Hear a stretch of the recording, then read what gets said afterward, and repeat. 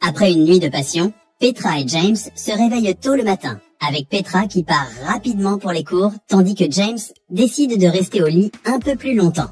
Malheureusement, cela le fait se réveiller en retard, et il arrive en retard à son cours de philosophie. Monsieur Zimit envisage de ne pas le laisser entrer, mais finit par ouvrir la porte. C'était le dernier jour d'école, et Zimit voulait tester l'esprit de ses élèves avec des exercices de réflexion. Il leur demande de partager leurs préférés, et ils s'exécutent. Chips parle du théorème du singe infini, qui prétend qu'un singe avec une machine à écrire et une éternité pourrait écrire un roman. Et Georgina mentionne le paradoxe de l'ignorance bienheureuse. Dans celui-ci, une personne est suspendue à la plus haute tour de la ville, exprès, pour voir si ses amis l'aideraient. Mais les amis ont peur qu'il pourrait tomber, alors ils s'éloignent. La personne survit à la chute. Mais maintenant, elle se demande s'il vaut mieux connaître la vérité sur ses amis ou vivre dans l'ignorance. Pour le dernier exercice, Zimit propose un scénario où ils doivent supposer qu'une apocalypse nucléaire est imminente et imaginer un bunker avec seulement assez de provisions pour 10 personnes. La classe de 20 doit décider qui entrerait et qui resterait dehors. Georgina et Petra refusent de jouer le jeu, mais Zimit menace de baisser les notes de James si Petra part. Elle n'a pas d'autre choix que de rester. Zimit distribue les cartes du destin à ses élèves, chacune portant une profession différente. Certains ont de la chance, d'autres sont condamnés. Toby tire la carte du poète et annonce fièrement ses réalisations littéraires, mais Zimit le coupe.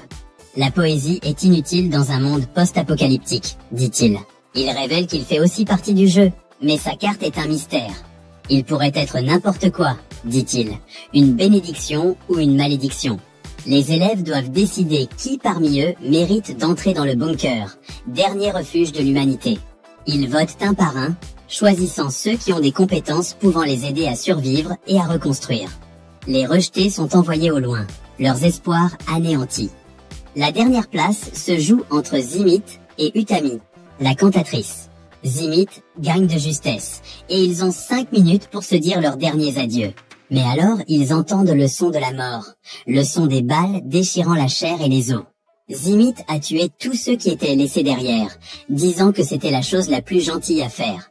Les survivants sont horrifiés, et Petra chuchote à James qu'ils ne peuvent pas laisser Zimit entrer dans le bunker. « C'est un monstre », dit-elle. James hoche la tête et trouve un plan. Il dit à tout le monde de récolter des plantes avant d'entrer dans le bunker, disant qu'ils en auront besoin plus tard. Pendant qu'ils sont occupés avec leurs tâches, il rend visite secrètement à chacun d'eux et leur explique son plan. Ils franchissent le seuil du tombeau de métal, scellant leur sort d'un clic. Zimit est laissé derrière, une figure solitaire dans le désert, serrant un secret qui pourrait les sauver ou les condamner. À l'intérieur, ils explorent leur nouvelle demeure, une parodie de la vie. De fausses plantes, de fausses lumières, de fausses commodités. James et Petra trouvent du réconfort dans les bras l'un de l'autre, se chuchotant des promesses de survie. Mais quand James dort, les yeux de Petra se tournent vers la fenêtre, où le visage de Zimit pourrit lentement. Il tient une pancarte indiquant qu'il détient la clé de leur évasion. Elle appelle les autres, et ils se disputent. Ment-il? Les met-il à l'épreuve? Est-il fou? Ils décident de l'ignorer et d'attendre la fin de l'année. Mais l'année est longue et morne, et ils se sentent comme des animaux en cage. Chaque jour, Petra vérifie Zimit, espérant un signe. Mais tout ce qu'elle voit, c'est son cadavre dévoré par un chien errant. Quand l'année est enfin terminée, ils se précipitent vers la porte, impatients de respirer à nouveau l'air frais. Mais la porte est verrouillée, et la pancarte de Zimit disait vrai. Ils essaient de la briser, de la pirater, de la faire sauter. Mais rien ne fonctionne. Il manque de nourriture, d'eau, d'espoir.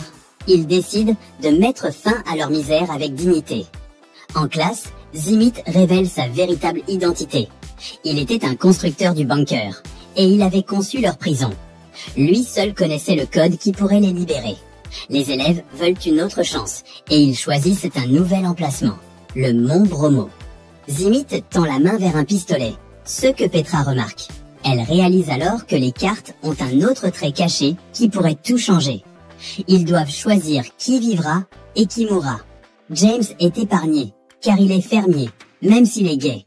Georgina est rejetée, car elle a la peste, même si elle peut guérir tout le monde. Plum est sauvée, car elle porte un sac d'or, même si cela ne vaut rien. Chips est accueilli, car il peut façonner le bois, même s'il ne peut engendrer d'enfants. Petra est secourue, car elle peut construire et câbler, même si elle n'a personne à aimer. Poppy est abandonnée, car elle ne peut concevoir, même si elle peut apaiser les esprits. Jack est gardé, car il a gagné à la loterie génétique, même s'il n'a rien d'autre à offrir. Nelson est accepté, car Petra dit qu'ils ont besoin de plus de garçons, et Homos D dit qu'ils ont besoin de plus d'ouvriers de la classe moyenne. Les élus courent pour leur vie, atteignant le tombeau de métal à temps. Ils s'enferment, et leur vie morne recommence. Cette nuit-là, Petra se réveille seule, et va chercher James. Elle le trouve dans les bras de Jack, qui n'est pas ce qu'il semble être. Elle ressent un coup de poignard, et court le dire aux autres. Ils se rassemblent pour parler de comment ils feront une nouvelle vie. Chips est épargné, car il n'est pas fertile. Jack et James refusent, car ils n'ont pas d'amour pour les femmes. Petra accepte coucher avec Zimit, pour contrarier James qu'il aime encore. Pendant que le monde extérieur brûle, les trois pères se rapprochent. Mais, après 10 semaines, personne n'est enceinte.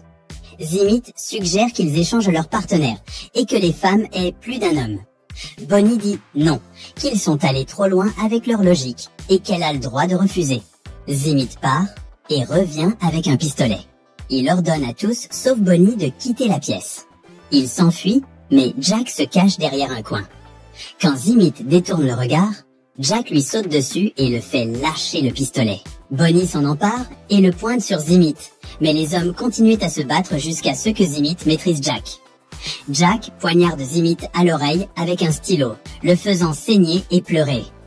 Zimit va à la porte et entre le code, ouvrant leur tombe et scellant leur perte.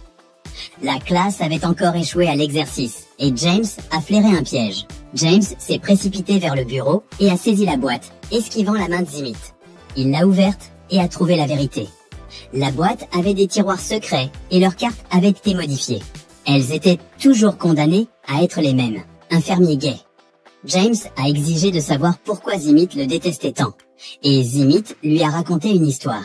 L'histoire d'un homme qui vivait dans une grotte, enchaîné à un mur, ne voyant que des ombres et n'entendant que des échos. Il pensait que c'était le monde, jusqu'au jour où il a été libéré et a vu les vraies choses qui faisaient les ombres et les échos. Il a réalisé que son monde était un mensonge. Zimit a dit qu'il voulait libérer James de sa propre grotte, de son propre mensonge. Son mensonge de privilège qui l'aveuglait de la dure réalité. Mais James n'y a pas cru. Zimit aurait pu le rendre insignifiant comme un fleuriste, pour qu'il puisse être facilement éjecté. Mais un fermier gay signifiait que Zimit voulait qu'il souffre lentement. Ils ont essayé à nouveau, et cette fois, James est fleuriste. Ils imaginent un paradis insulaire, où la fin du monde est encore une menace lointaine. Zimit va au bunker pour prendre une arme, comme il le fait toujours. Il entend un bruit, mais il hausse les épaules. Il ressort, et Petra lui fait un câlin. Elle dit qu'elle sait qu'il a traversé beaucoup de choses. Puis, elle demande à tout le monde de la laisser décider qui ira au bunker, parce qu'elle a un plan. Ils sont d'accord, et Petra fait ses choix et explique pourquoi. Avec seulement 2 places restantes, Petra choisit James. Zimit, le tyran qui dirige la salle de classe d'une poigne de fer, a mis un 0 à Petra pour son esprit rebelle. Mais elle a un plan, une arme secrète qui la sauvera.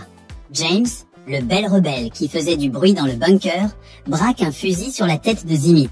Il révèle sa véritable identité et ses véritables sentiments pour Petra. Zimit essaie de marchander sa vie, prétendant qu'il est le seul à connaître le code de sortie.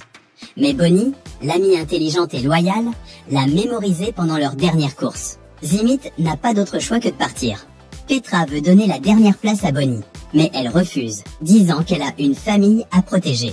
James, qui a changé ses préférences dans cette version de l'exercice, demande à Petra de les rejoindre, mais elle décline. Elle dit qu'elle prendra le bateau et essaiera de trouver un endroit sûr au-delà de la zone de radiation. Mais Chips a les clés du bateau et pousse rapidement Petra à l'intérieur du bunker, se sacrifiant pour elle. Pendant que les autres courent vers le bateau pour fuir l'île, Petra se souvient des bons moments qu'ils ont passés dans le bunker. Jouer aux cartes, boire du vin, jouer Shakespeare et écrire des poèmes. James avoue son amour pour Petra, mais elle hésite à y répondre. Il pense que le monde a pris fin, mais ils trouvent un nouveau commencement. Dans l'abri souterrain, Russell et Utami transforment les machines brisées en instruments de musique, une harpe qui chante avec le vent. Ils emplissent leur nuit de mélodies et de rêves, oubliant les horreurs en surface. Une année passe, et ils apprennent la vérité. Il n'y a pas d'apocalypse, seulement un test. Zimit, leur professeur, les a trompés en leur faisant croire qu'ils sont les derniers survivants d'une guerre nucléaire. Il voulait voir comment ils feraient face, comment ils utiliseraient leur intelligence et leurs compétences pour reconstruire la civilisation. Mais Petra et les autres ont une vision différente. Ils ont trouvé le bonheur et la paix sur l'île, et ils sont prêts à embrasser la mort si elle vient. Ils refusent de laisser Zimit gâcher leur paradis, alors ils lui tiennent tête. Il a un pistolet, mais ils ont du courage. Ils appuient sur le bouton qui fera tout exploser, et l'île explose en flammes. Mais ce n'est pas la fin de l'histoire. Il y a une autre version, racontée par Chips, le blagueur du groupe. Il prétend qu'il a échappé à l'explosion avec 6 femmes sur un bateau, et qu'il vit le fantasme ultime. Il dit que Kavi, Nelson et Andy sont morts dans divers accidents, le laissant comme seul survivant masculin. Il se vante qu'il peut avoir n'importe quelle fille qu'il veut, même s'il est stérile. Il en fait une comédie, mais c'est vraiment une tragédie. La vraie tragédie, cependant, est le destin de Zimit. Il a survécu dans une grotte, cherchant de la nourriture et de l'eau. Il a tout perdu. Ses élèves, son expérience, son but. Il est seul dans l'école, hanté par ses souvenirs et ses regrets.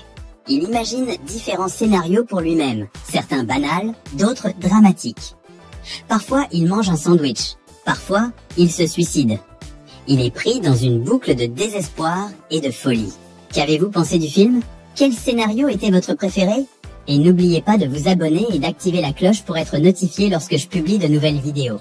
Merci de m'avoir regardé, et à la prochaine.